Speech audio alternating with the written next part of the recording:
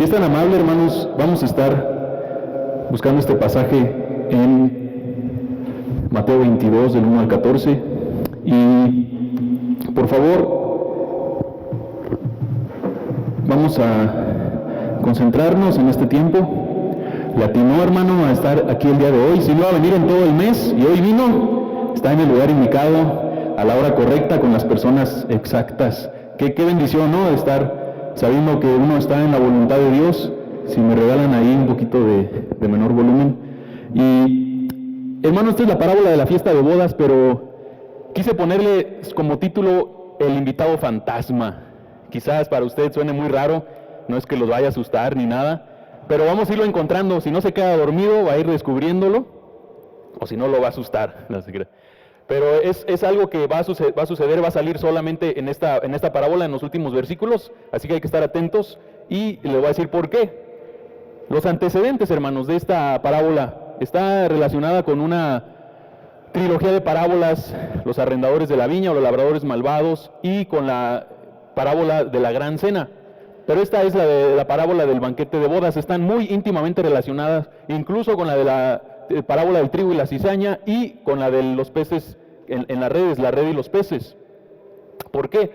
Porque los fariseos, los escribas, aquellas personas que eran antagónicas a Cristo porque querían ser el centro, tener el monopolio de la religión en aquella época, pues le decían a Jesucristo: ¿tú con qué autoridad dices estas cosas? Ellos estaban cuestionando a Jesucristo y Él responde, no porque ellos hicieran una pregunta, sino porque Él responde a una situación, a la amargura y al odio que había en el corazón de ellos, lamentablemente. ¿Quién te dio autoridad?, le preguntan a Jesús. Y Él empieza a relatar esta parábola, obviamente refiriéndose a ellos como los invitados, que es el pueblo judío. Después los siervos, que son enviados, se refiere a los profetas. Los demás siervos son los misioneros, que obviamente fueron maltratados, fueron unos incluso asesinados. Y después abre a los gentiles, dice que inviten a buenos y malos, y es cuando entra de todo tipo de personas a la iglesia. Y sabemos que en la iglesia pues es una congregación mixta de trigo y cizaña, de peces buenos, de peces malos, y que al final de la cosecha, al final cuando ya arrojan los peces en la playa, distinguen los peces buenos de los malos. Pero el Señor dice: déjalos que crezcan juntos, déjalos que asistan al salón, que llenen la fiesta. Pero lamentablemente había uno que carecía del vestido indicado, del atuendo exacto para atender a esa ceremonia, a esa celebración. Pero es, hermanos, interesantísima, en serio, hermanos, realmente es un deleite poder contemplar la profundidad de las palabras de Jesucristo. Es un manjar, no solo porque se refiere a un banquete, sino porque nosotros realmente entendemos en esta escritura la invitación del rey para honrar a su hijo. Y cómo Dios quiere llamar nuestra atención, cómo Dios quiere cautivarnos. ¿Cómo diría el Señor?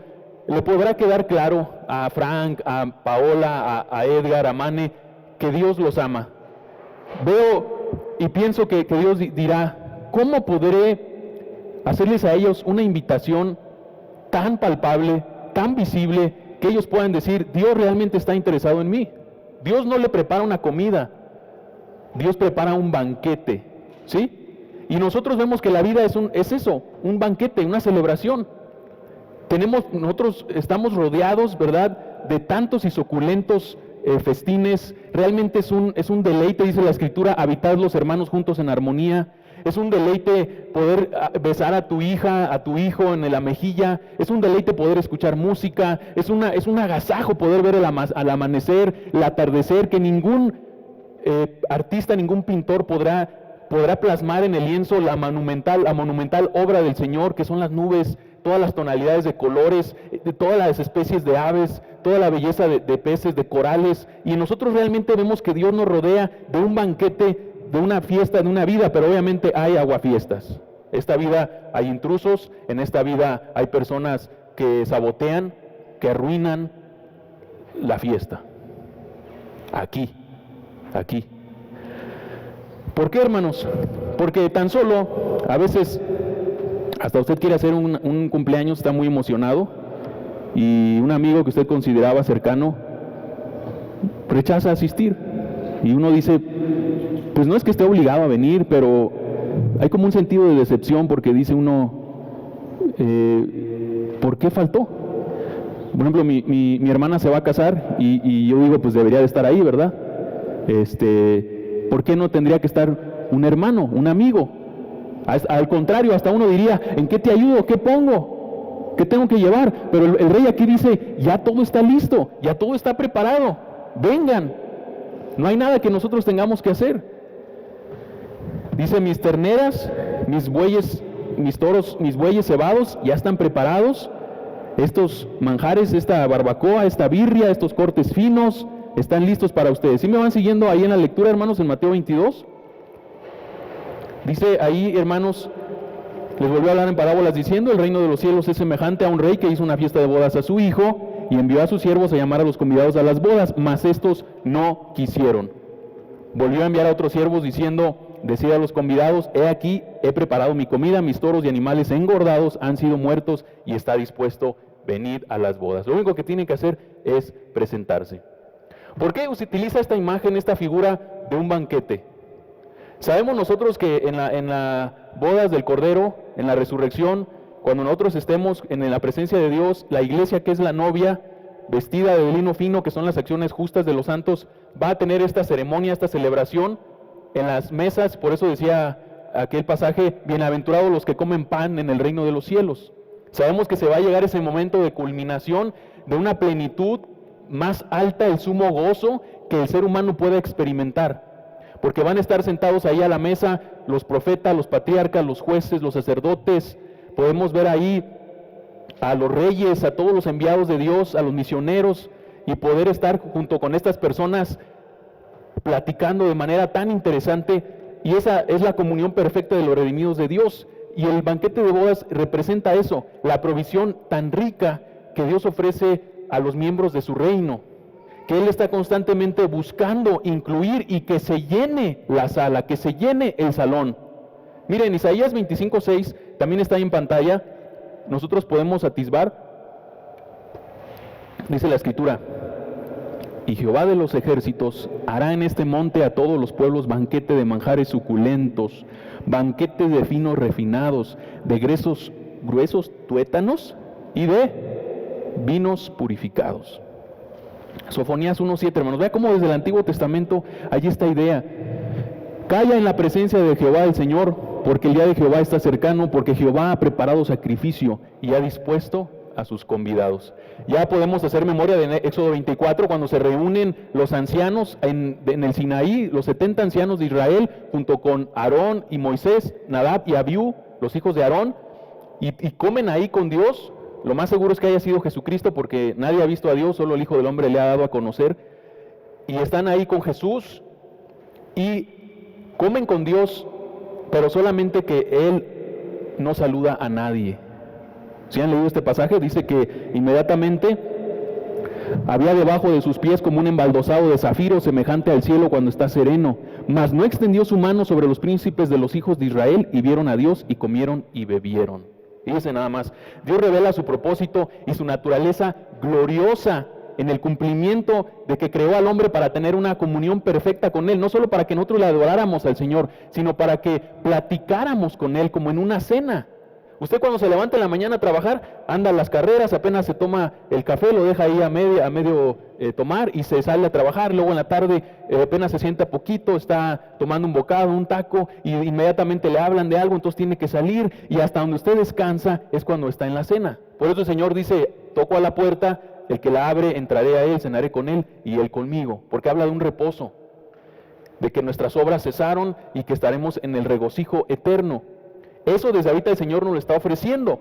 Por eso veamos que ese es el propósito de nuestra existencia. Son dichosos los que aceptan esta invitación. Más adelante, saltándonos Lucas 14:15, en Apocalipsis 19:7, lo está en pantalla también, hermanos, si me ayudan a buscarlo y a leerlo juntos. Apocalipsis 19:7, vamos a usar nuestra Biblia, está en pantalla igualmente, pero alguien que lo lea, hermanos, o juntos, dice la Escritura, gocémonos y... ¿Por qué? Que su esposa se ha preparado. 19:9 de Apocalipsis, y el ángel me dijo, escribe, bienaventurados los que son llamados a las cenas de las bodas del Cordero, y me dijo, estas palabras son verdaderas de Dios. Entonces, es obvio, hermanos, que esta historia de este banquete se refiere a una buena noticia que Dios nos incluye para una comunión de una plenitud perfecta con Él.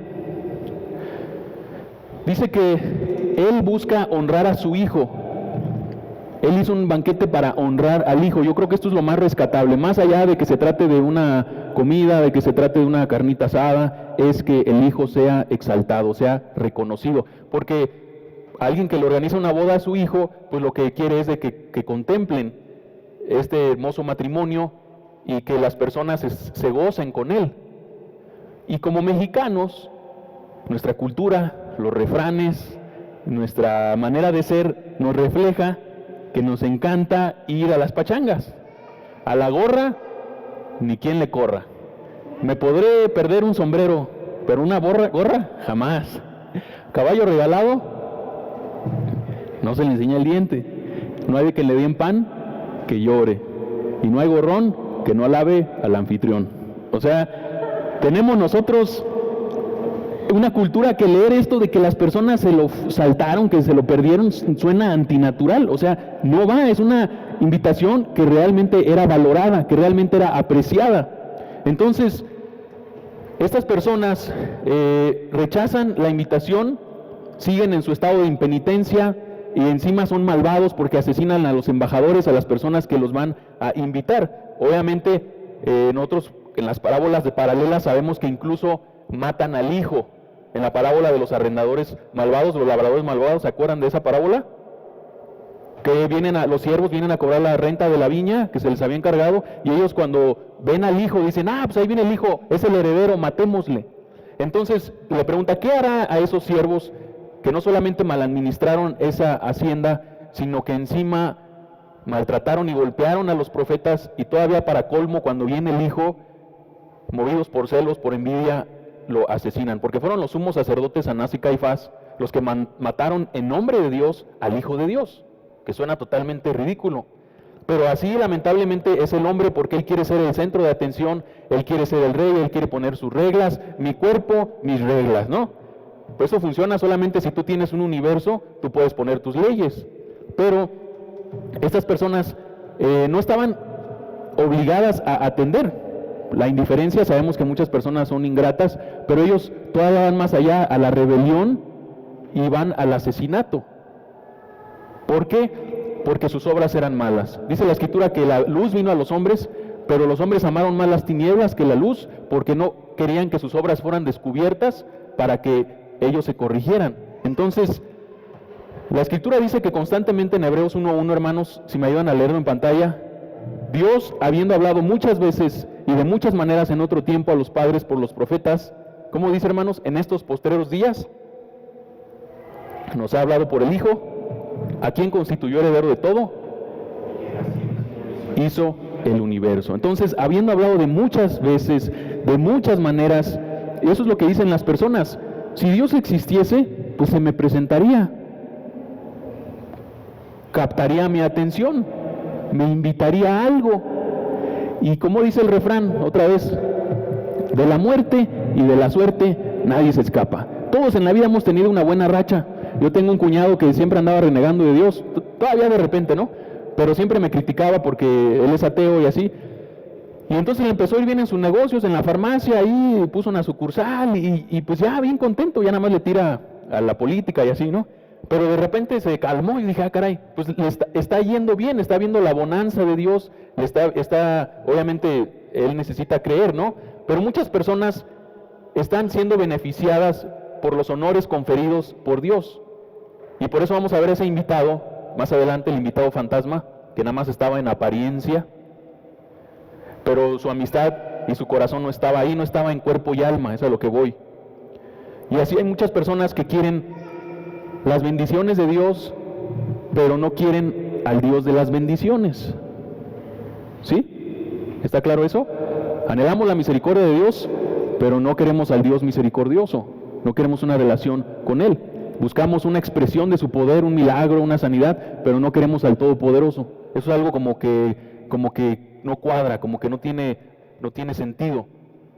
Ahora, entonces, hermanos, en el versículo 3 podemos ver que dice que llamó a los convidados a las bodas, mas estos no quisieron. El Señor siempre anhela que se llene su casa y ellos tenían el privilegio de ser los primeros en la lista.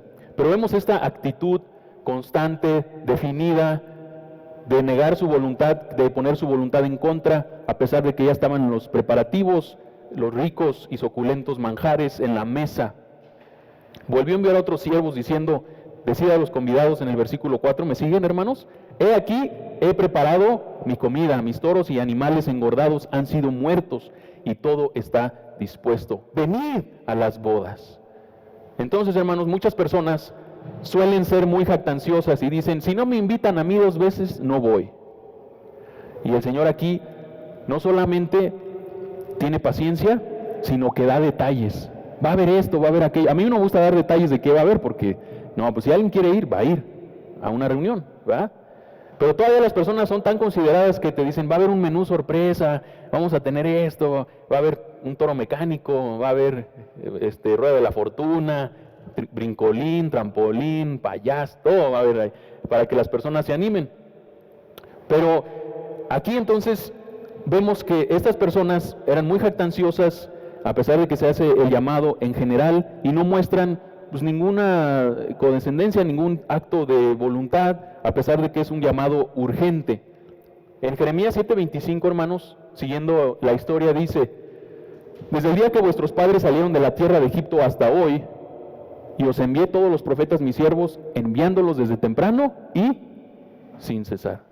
Por eso el hombre es inexcusable. ¿Quién se va a preparar o quién se va a presentar delante de Dios para decirle, tú nunca enviaste a nadie a predicarme? Es inexcusable el hombre. ¿A usted lo buscó desde temprano, desde que era niño? O como dice, sin cesar, constantemente el Señor.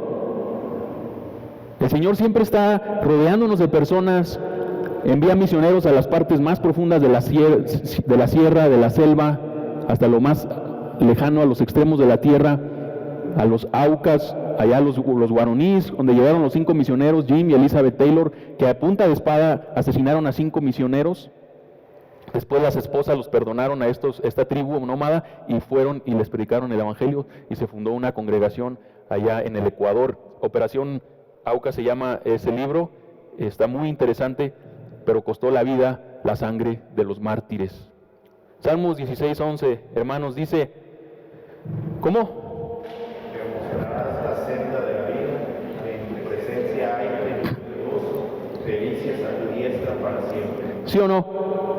Usted dígame, ¿qué podía ser más importante? ¿Qué banquete podría superar un festín que Dios esté ofreciendo? Ellos pusieron excusas, es que tengo que ir a mi negocio, otros dijeron, es que tengo que ir a revisar mis terrenos, es que estoy construyendo, es que cualquier excusa, ¿no?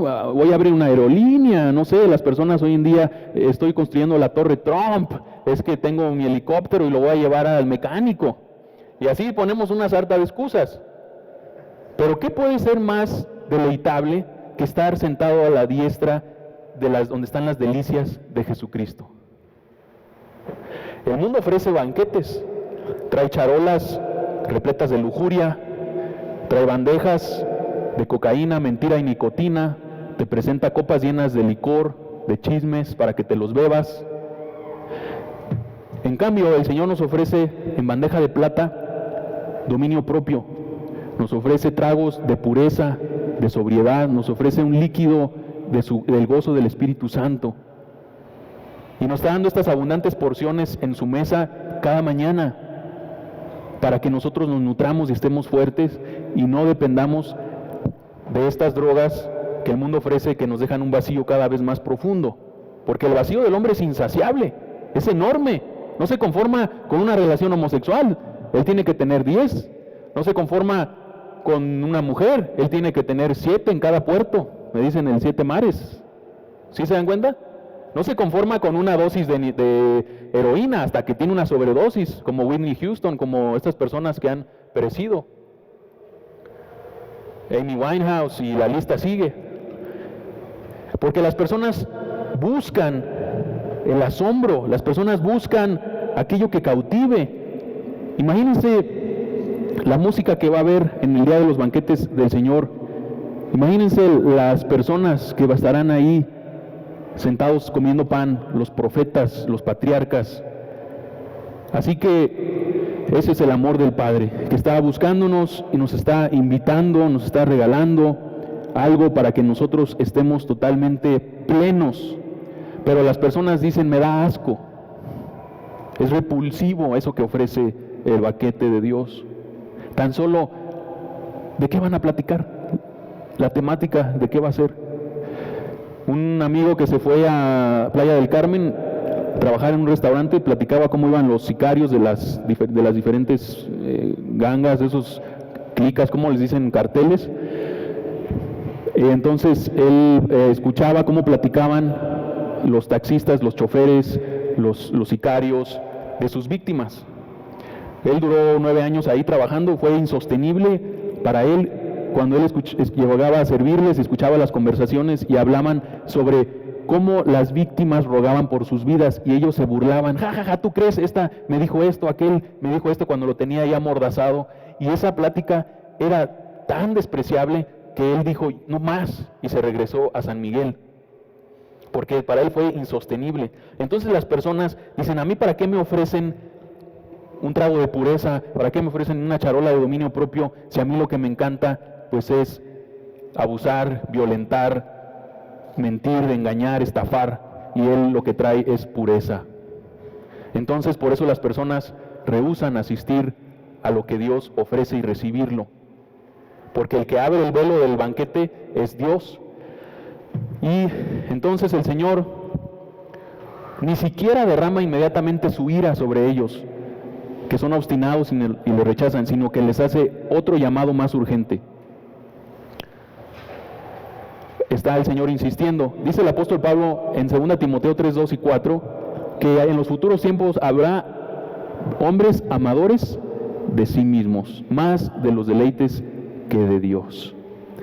Por eso les digo que la gente tiene sus banquetes, la gente tiene sus prioridades y obviamente ponen a Dios de lado, porque para ellos esta invitación de este rey no parece ser importante. La ingratitud, la indiferencia, ellos están buscando sus propios negocios. La palabra negocio aquí en griego es emporio. Ellos quieren construir su reino, no buscar el reino de Dios, sino ellos ver sus labores de minería, de telefonía, sus emporios ejecutivos. Entonces estas personas están rechazando al rey.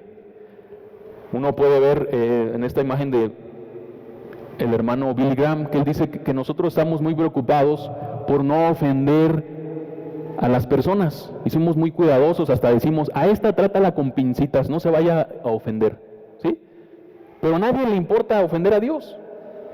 Es que si no vas a la fiesta del patrón, vas a caer de su gracia, cuidadito que él te haga una invitación y que te des el taco, la dignidad de no ir. Lo pierdes, así dicen.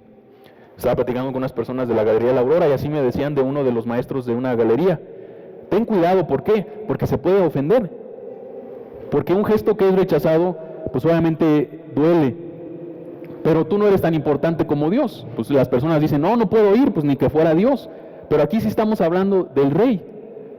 ¿Y quién iba a rehusar ir a una boda real? Si a usted lo invitan a África, con Muswati III, en Suazilandia, hasta estaría escogiendo su atuendo, ¿sí o no? Estará diciendo, pues voy a buscar un traje típico, él me está mandando llamar, estaría muy contento de asistir a una boda real. Entonces, aquí, hermanos, vemos que ya se había anunciado esta actitud en Mateo 23, versículos 29 al 38, dice, si me ayudan, hermanos, Mateo 23 también va a estar en pantalla, juntos. Escribas y fariseos, porque edificáis los sepulcros de los profetas y adornáis los monumentos de los justos. Y decís, si hubiésemos vivido en los días de nuestros padres, no hubiéramos sido sus cómplices de la sangre de los profetas. Así que dais testimonio contra vosotros mismos de que sois hijos de aquellos que mataron a los profetas. Vosotros también llenad la medida de vuestros padres, serpientes, generaciones de víboras. ¿Cómo escaparéis de la condenación del infierno? Por tanto, he aquí os envío profetas y sabios y escribas, y de ellos a unos mataréis y crucificaréis, y a otros azotaréis en vuestras sinagogas, y perseguiréis de ciudad en ciudad, para que venga sobre vosotros toda la sangre justa que se ha derramado sobre la tierra, desde la sangre de Abel el justo, desde Génesis, hasta la sangre de Zacarías, hijo de Berequías, eso está en 2 de Crónicas, a quien matasteis entre el templo y el altar. De cierto os digo que todo esto vendrá sobre esta generación. Jerusalén, Jerusalén, que matas a los profetas y apedreas a los que te son enviados. ¿Cuántas veces quise juntar a tus hijos, como la gallina junta sus polluelos, debajo de las alas, y no quisiste? He aquí vuestra casa os es dejada desierta. Sabemos que cuando se refiere aquí que el rey manda que se destruya la ciudad de ellos, número 1 era porque el pueblo se había engrandecido en su infraestructura, en sus caminos, pues obviamente por la riqueza del rey, y eran ingratos. Y número 2, porque ellos asesinaron a los enviados. Por eso dice, atadles de manos y de pies. Sabemos que a Isaías lo aserrucharon, lo enterraron en el piso y lo cortaron con un serrucho a la mitad. Sabemos que a Juan el Bautista, que le decía a Herodes, no te es lícito tener la mujer de tu hermano, la hija de esta mujer le pidió en una bandeja de plata la cabeza de Juan el Bautista. ¿Sí se dan cuenta cómo la gente quiere en bandeja de plata? Muerte, perdición, promiscuidad. ¿Y qué más digo? La fe, en Hebreos 32:11.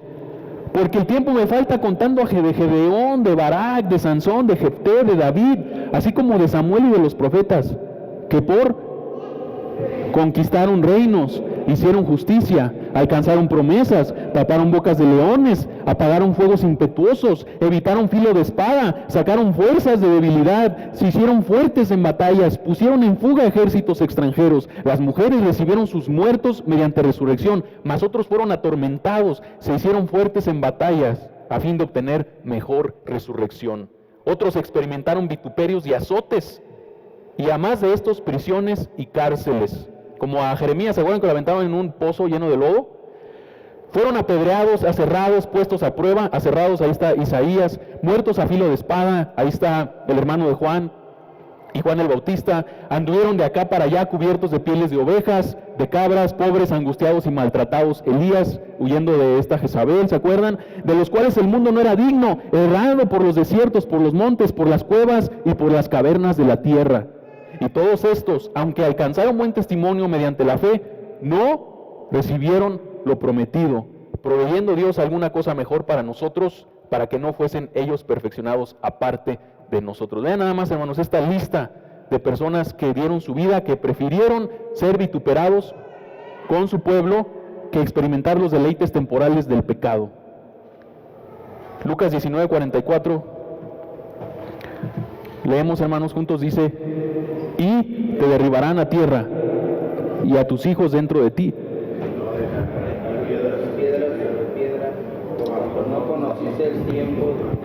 Jerusalén, si supieras quién te visita. Recuerdan que Jesucristo, los escribas, los teólogos de aquella época revisaron cuando llegan los magos de Oriente y dicen, sí, es cierto, el Mesías va a nacer en Belén, pero no fueron.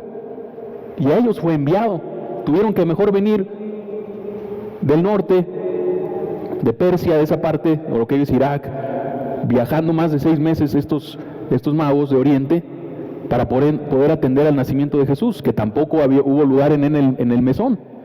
Y la gente, en esa época, los religiosos, que estaban obsesionados con el templo, que era el objeto de su orgullo, iba a ser derribado piedra por piedra por el general Tito, hijo del emperador Vespasiano, en el año 70 después de Cristo. La casa es dejada desierta. El templo fue destruido. Se cree que más de 1 millón de judíos perdieron la vida, se amontonaron en la ciudad, y Israel dejó de existir como una unidad política. Por eso el Señor les dijo, el reino de Dios es quitado de ustedes y es dado a los que produzcan los frutos de él.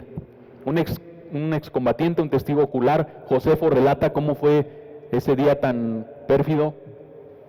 Un hombre aventó una antorcha por una de las ventanas de oro del templo, sin ninguna consideración, definitivamente inclinado hacia los romanos. Se puede describir como fidedigno esta obra literaria de Josefo, y puede él relatar cómo fue el mismo día en que anteriormente ese templo había sido quemado por el rey de Babilonia, Nabucodonosor, siglos antes.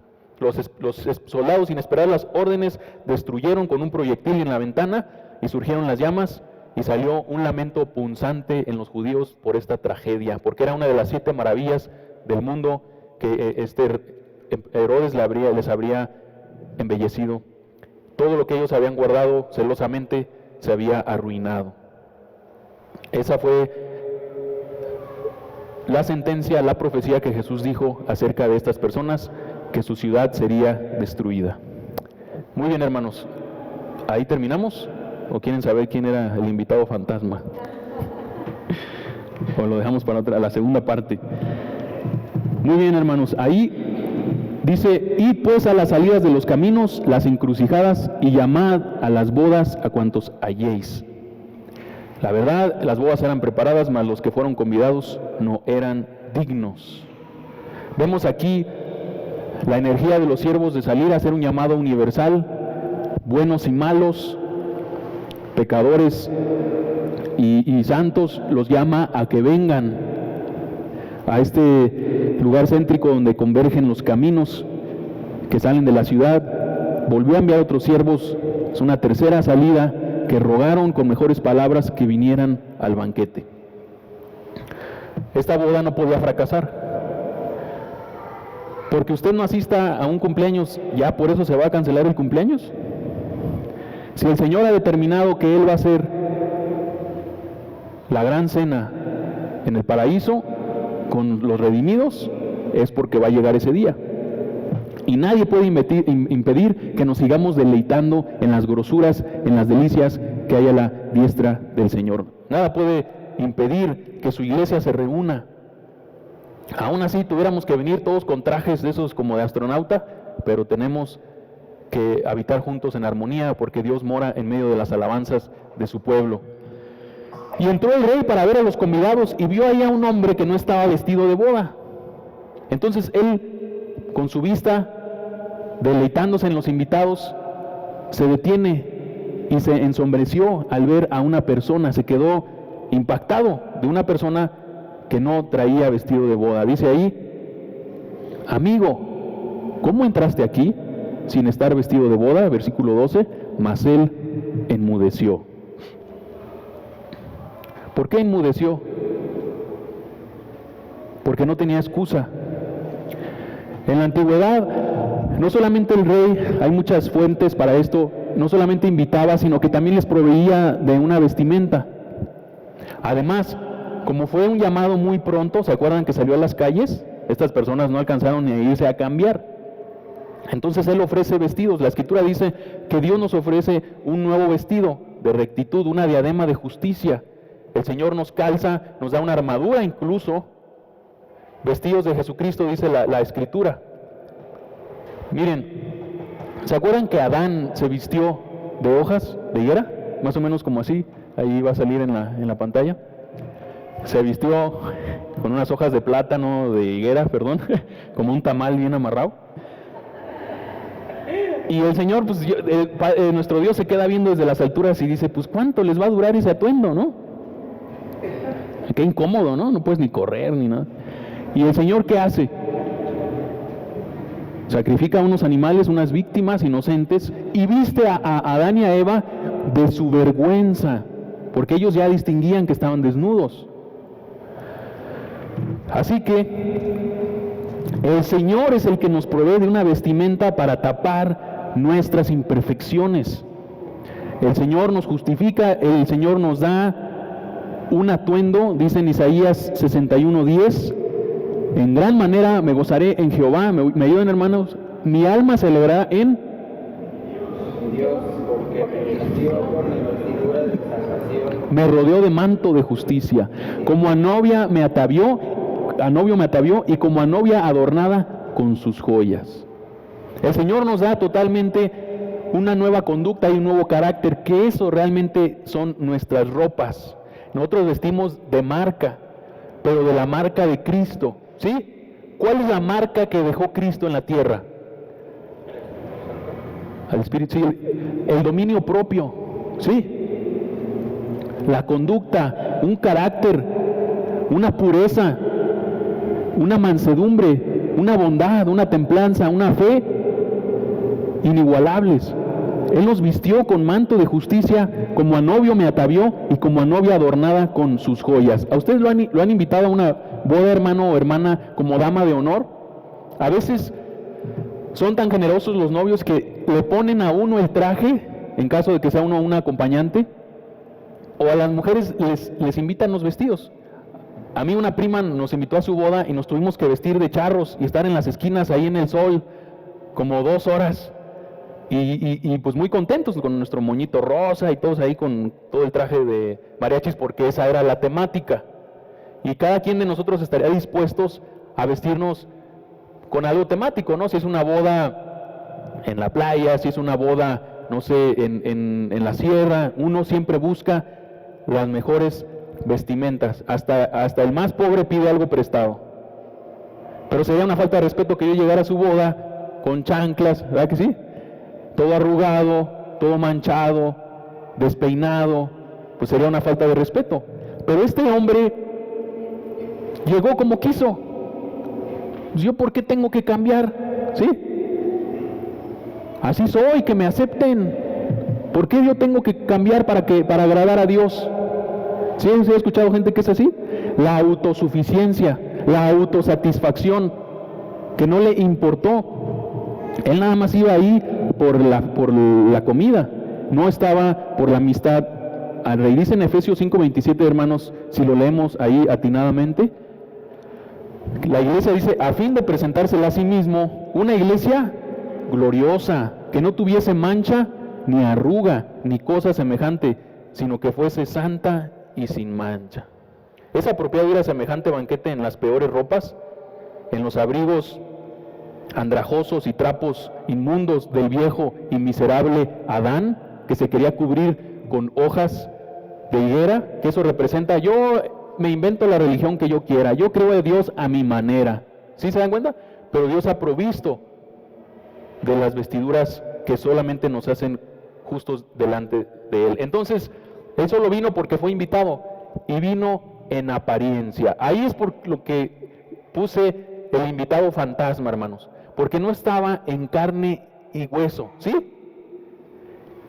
Y así como la fe sin obras es muerta, así dice la Escritura, es el cuerpo sin el espíritu. ¿Sí que es un cuerpo sin el espíritu? Es un fantasma. ¿A poco no creen que esa palabra está en la Biblia?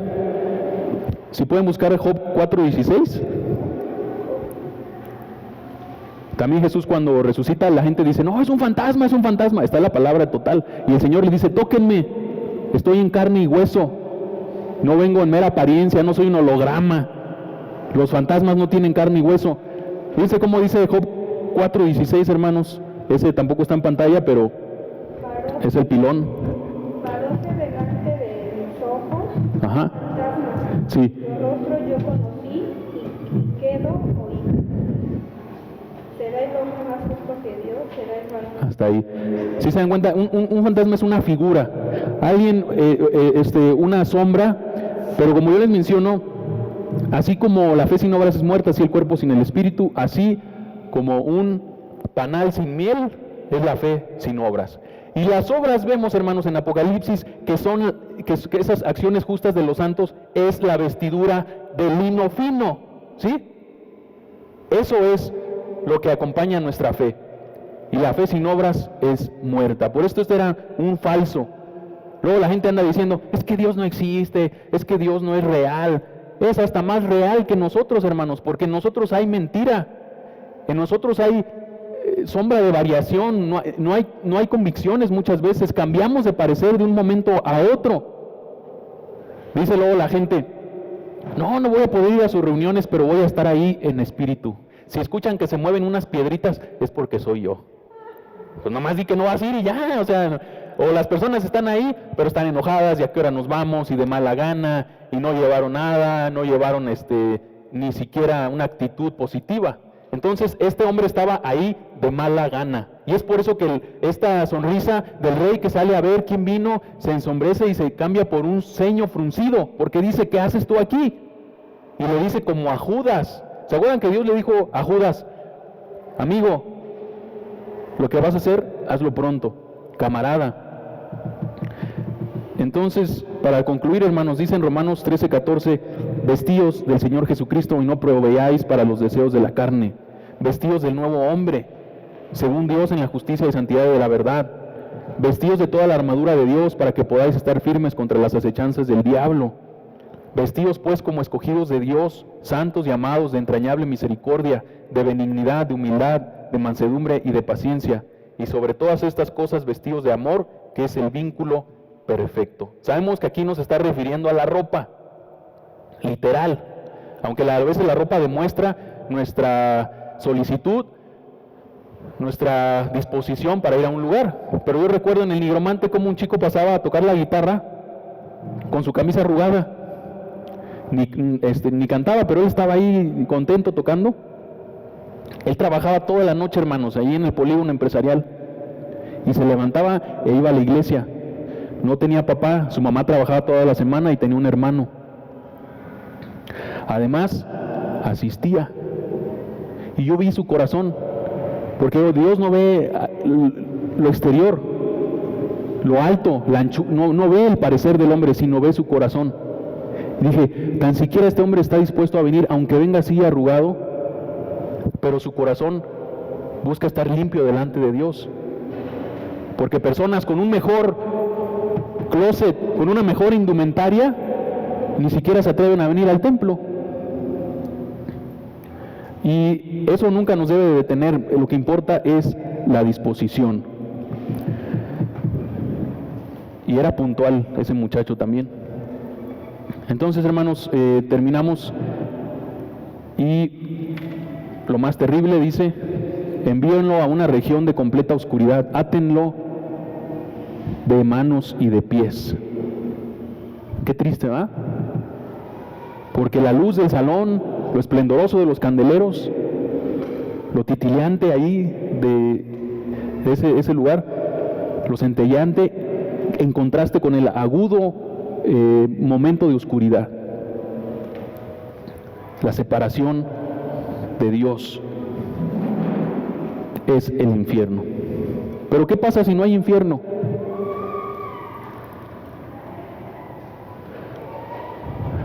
¿Por qué un Dios de amor enviaría a sus hijos al infierno? Dice la gente, ¿no? Que Él nunca manda a sus hijos. Él manda a los hijos del diablo. Nosotros hemos perdido el asombro por la justicia de Dios. Un hombre que tuvo una niña que desde los 4 años fue molestada, maltratada y abusada sexualmente hasta los 14 años, cuando se enteró, se enojó contra Dios y dijo, ¿cómo un Dios bueno puede permitir que esto le haya pasado a mi hija? Sus hermanos dejaron de creer en Dios y le dijeron a Frank Turek, un apologista, ¿cómo es posible que un Dios bueno haya permitido esto? Yo creo que no existe un Dios. Y le dice, cuidado con lo que estás diciendo. Al tú decir que esto fue injusto, estás reconociendo que hay algo que es justo y que hay una base, un fundamento para la moral. Que hay una distinción de lo que es bueno, de una ley moral y de lo que es incorrecto. Pero si Dios no existe, simplemente es tu opinión. No hay ninguna justicia. No hay quien vaya a vengar a este hombre que hizo esto. Porque ¿saben algo? Cada vez que la muchacha era llamada a testificar en contra de este perpetrador de abusos, ella se quedaba perpleja y no se atrevía a declarar. Y le dijo, mira, cómo ese hombre anda suelto, sin justicia. No hay justicia en este mundo, porque cada vez que la llaman a declarar a tu hija, ella recuerda todos esos momentos tan trágicos y rechaza dar un testimonio por miedo. Pero Dios es justo y precisamente porque Él existe, es que hay un infierno y hay una consecuencia de nuestras acciones. Y podemos ver el Holocausto, mirar a Hitler, Stalin, los pedófilos, los asesinos, los estafadores, que un día van a recibir justicia. Así, hermano, que por más a usted que lo hayan maltratado, estafado, engañado, traicionado, puesto a un lado, jamás se va a comparar con lo que va a venir sobre esas personas si siguen en su estado de impenitencia y de falta de arrepentimiento. Así que por eso dice la Escritura que nosotros dejemos lugar a la ira de Dios, que nunca nos atrevamos a nosotros vengarnos, porque lo que le viene a esa persona hasta realmente nos debería dar tristeza y lástima por él. Finalizamos, porque muchos son los llamados y pocos los escogidos. Las Escrituras, hermanos, sabemos que hay un llamado general. Dios nos está invitando para los goces de la salvación, pero es posible resistirlo y rechazarlo. Las Escrituras claramente indican una elección divina que atrae a los pecadores, pero también indican las Escrituras que el hombre es responsable, número 1, por su indiferencia, número 2, por su rebelión, y número 3, como el fantasma, por su autojustificación. Por ello, hermano, ¿qué va a hacer usted? Vestirse de la diadema de justicia, de los vestidos del manto de un nuevo hombre, de una nueva mujer transformada a la gracia y a la gloria de Dios, o va a persistir en las viejas andadas, en el viejo hombre, maleada, perturbada, en la amargura y en los deseos y en los apetitos de la carne. Este es el pensamiento único de esta parábola, que muchas personas pueden ser asistentes en la iglesia visible de Dios y perderse los beneficios de la gracia de Dios. ¿Por qué? Porque estaban como sombras, como fantasmas, no estaban en cuerpo y alma en la iglesia de Dios. Vamos a orar. Padre, queremos estar de manera entera contigo, Señor. Nuestro corazón, nuestra mente, nuestros brazos, nuestros pies, todo es un instrumento para ti, Dios eterno. No, Señor, para conseguir nuestra salvación, sino porque ya nos las has otorgado en gratitud. Nos levantamos, Dios eterno, contentos en alabanza a ti. Nos acostamos pidiendo perdón, buscando una comunión contigo y siempre hacer ofrendas. Esas ofrendas, Señor eterno, que restablecen esa comunión contigo. Ofrendamos 1 hora de leer tu palabra, ofrendamos 15 minutos de escuchar de los devocionales, ofrendamos 2 horas de predicarle a alguien de tu palabra, ofrendamos 1 día de ayuno. Lo que sea que ofrendamos, Señor, es porque estamos en cuerpo y alma contigo, Señor eterno. No una parte de nosotros, no 1 día a la semana, sino toda nuestra vida, Señor, de aquí hasta las bodas del Cordero. En el nombre de Jesús, gracias porque podemos aceptar esa invitación a ese día glorioso. Oramos en tu Hijo amado. Amén.